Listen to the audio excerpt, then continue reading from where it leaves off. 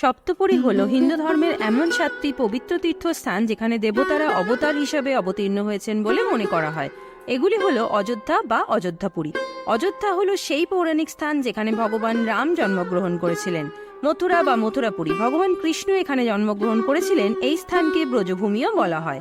হরিদ্বার বা মায়াপুরী, একে হরদ্বারও বলা হয়, যার অর্থ ভগবান বিষ্ণুর প্রবেশদ্বার বা ভগবান শিবের প্রবেশদ্বার। বারাণসী বা কাশীপুরী, যাকে কাশী বেনারসও বলা হয়, এটিকে হিন্দু ধর্মের 7টি পবিত্র শহরের মধ্যে সবচেয়ে পবিত্র হিসাবে বিবেচনা করা হয়।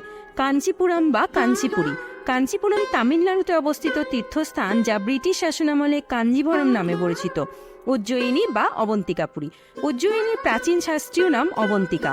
দেবতা শিবের সাথে রাক্ষস রাজা ত্রিপুরাসুর জয়ের সাথে যুক্ত করে শহরের নাম পরিবর্তন করে উজ্জয়িনী হয়। দ্বারকা বা দ্বারকাপুরী, বিষ্ণুর অবতার কৃষ্ণ 5000 বছর আগে মথুরা থেকে দ্বারকায় স্থানান্তরিত হয়েছিলেন।